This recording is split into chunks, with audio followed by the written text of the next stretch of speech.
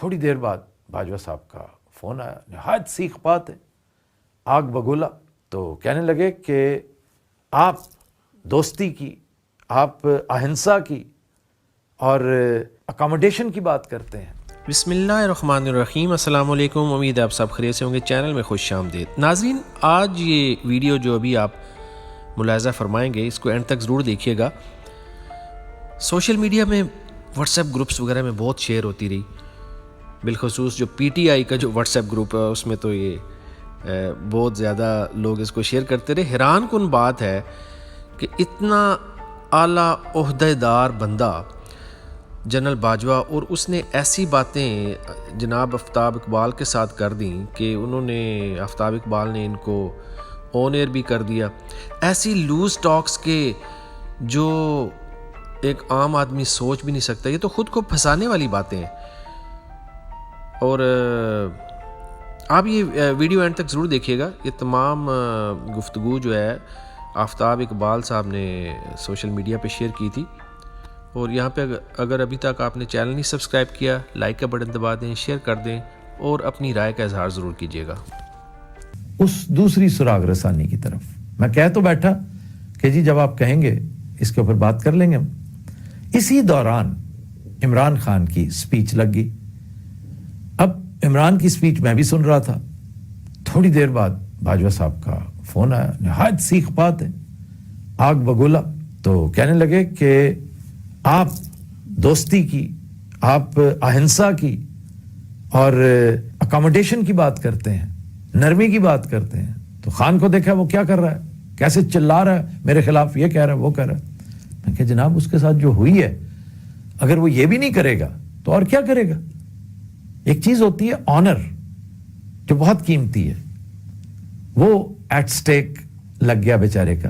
دوسری چیز ہوتی ہے جان، جو آنر کے بعد سب سے قیمتی چیز ہوتی ہے، وہ بھی ایٹ سٹیک تھی اور ایٹ سٹیک ہے.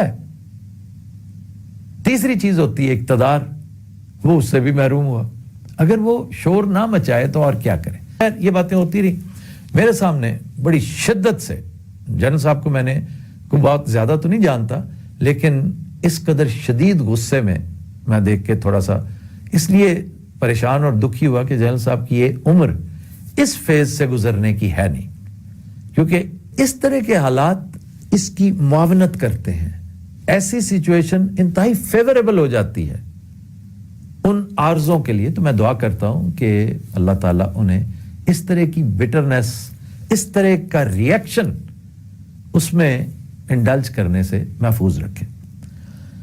اچھا جناب، مجھے کہنے لگے کہ یہ باز نہیں آ رہا، یہ پتہ نہیں کیا سمجھ بیٹھا، اس کے دماغ میں خناس ڈال دیا ہے کسی نے کہ میں نے اس کو اقتدار سے باہر کیا. بھائی سپریم کورٹ نے ورڈکٹ دیا تھا کہ جائیں اور ووٹ لیں.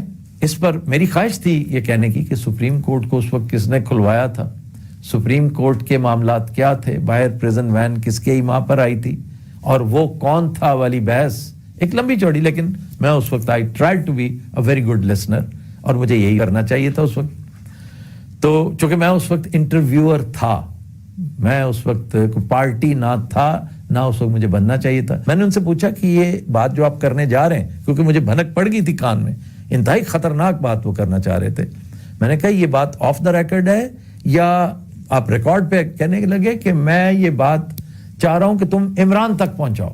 میں نے گزارش کی کہ جی میں اس طرح تو کمیونیکیٹ نہیں کروں گا، کیونکہ یہ بیڈ ٹیسٹ میں یہ بات ہے اور میں نہیں پسند کروں گا کہ میں ان تک یہ بات لے کر جاؤں اور ان کے گوش گزار کروں اور معاملات کو مزید بھڑکاؤں. لیکن میں کسی نہ کسی طرح ان کے کان میں یہ بات ڈالنے کی کوشش کروں گا. اس سے پہلے میں اپنے ویلاگ میں اس کا تذکرہ کروں گا، چاہے میں اس کا اجمالی جائزہ لوں، لیکن میں تذکرہ ضرور کروں گا. اور میں آپ سے اس کی اجازت لے رہا ہوں کہ میں اسے ایز اٹ از لگا دوں گا اس میں. لیکن آف کورس بریفلی، اور نہ ہی میرے پاس اتنا ٹائم ہے کہ میں مزید ڈیٹیلز میں جاتا. جو انکشاف انہوں نے کیا خواتین حضرات، وہ بڑا عام تھا، بڑا لرزہ خیز تھا. اور لرزہ خیز عمران کے لیے نہیں، خود جنرل باجوہ کے لیے. کہتے ہیں کہ میرے پاس ایسی ایسی ٹیپس ہیں کہ جب یہ میرے پاس آیا کرتا تھا اور مجھے کہتا تھا کہ آپ نے نواز شریف کو کیا شاندار شکنجے میں آپ نے پھانسا ہے، اور اب آپ اس کو یہ کر دیں, اب آپ اس کو وہ کر دیں. تو میں تو یہ چیزیں ریکارڈ کرتا تھا. اب میں نے کہا بھی جنرل صاحب یہ بات آپ نے غور کیا ہے کہ یہ آپ کے کتنے خلاف جائے گی؟ کہتے میں نہیں اب گھبراتا, میں نہیں ڈرتا. جس کا مطلب یہ تھا کہ وہ بالکل ہی بہت غصے کی آخری سٹیج پہ پہنچے ہوئے تھے, جس پر میں نے باقاعدہ اپنے آج ویلاگ میں ان کے لیے دعا کی ہے کہ ایسی چیزیں آپ کو بہت پریشان کر سکتی ہیں. الٹیمیٹلی اگر آپ فٹ ہیں تو فٹ رہیں, اس ایج میں تو آپ کو رسک نہیں لینا چاہیے اس طرح کے معاملات کا. تو کہنے لگے کہ میرے پاس ایسی ایسی اس کی چیزیں جو میں نے ریکارڈ کی ہوئی ہیں, خود ریکارڈ. اچھا مجھے اس سے لگا کہ جنرل صاحب چھوٹے سے جیمز بانڈ بھی ہیں کہ میں خود ریکارڈ کیا کرتا تھا, یا انہوں نے اسپیسیفکلی ایکسکلوسیولی زور دیتے ہوئے کہا کہ میں خود کرتا تھا, فیض کو بھی نہیں پتا, فیض کو بھی نہیں. جیسے ایک دم جیسے کہتے ہیں نا, فیض کو سیکیور کرتے ہوئے میں نے محسوس کیا, یا میرے اندر کے سو کالڈ گھاگ صحافی نے یہ محسوس کر لیا کہ یہ فیض صاحب کو بچانے کے چکر میں ہے, یا اونس سارا اپنے اوپر لینے کے اس میں. ظاہر ہے کہ یہ ریکارڈ ہوئی ہوگی گفتگو, ریکارڈنگز بے شمار ہوتی ہیں. تو کہنے لگے کہ فیض کو بھی نہیں پتا, میں خود کرتا رہا ہوں, میں نے خود کیا, خود کروایا ریکارڈ, اور میرے پاس بہت ساری چیزیں جو میں پھر بتاؤں گا, پھر میں ریویل کروں گا کہ یہ کتنے پانی میں ہے. یہ میں نے کہا جنرل صاحب, بڑے افسوس سے میں نے مثال دی کہ جو آڈیو اس کی لیک ہوئی ہے کچھ عرصہ پہلے, مجھے بہت دکھ ہوا, بڑی شرم آئی وہ باتیں سن کر. وہ سچی ہیں جھوٹی ہیں جو بھی ہیں, لیکن بیڈ ٹیسٹ ہے. اس نے اس کا بال بھی بانکا نہیں کیا. وہ جو ہے سو ہے, سب کے سامنے ہے. پہلے وہ کیا ہوتا تھا, اب کیا ہے, پوری دنیا جانتی ہے. وہ اگر اس سے نہیں گھبرایا تو اس سے کیا ڈرے گا. اور دوسرا, میں نے پھر ریپیٹ کرتے ہوئے نے کہا کہ اس سے نقصان اس کا تو نہیں ہوگا, آپ کا بہت ہوگا. آپ کا ہی نہیں, آپ کے تمام ساتھیوں کا ہوگا. کہ اگر یہ بات صحیح مان لی جائے تو اس کا مطلب ہے اس بیچارے معصوم نواز شریف کو شکنجے میں آپ نے پھنسایا تھا. آپ ایک طرح یہ بتا رہے ہیں کہ اس کا قصور ہی کوئی نہیں تھا. آخر وہ شور مچا رہے ہیں نا کہ چند ججز نے اور چند جنرلز نے مل کے نواز شریف کے ساتھ یہ سارا سلسلہ کیا, اور عمران اس کا بینیفیشری ہے. تو اس کا نیٹ ریزلٹ تو یہ ہوگا. اور آپ کی یہ بات کسی نے اس لیے نہیں ماننی, نون لیگ کو ایک نیریٹو شاید مل جائے, لیکن اس میں بھی جان اس لیے نہیں ہے کہ یہ اوپن اینڈ شٹ کیسز ہیں. نواز شریف پر, ان کی فیملی پر, ان کے بھائی پر, ان کی فیملی پر جتنے کیسز بنائے گئے ہیں وہ صاف نظر آتا ہے.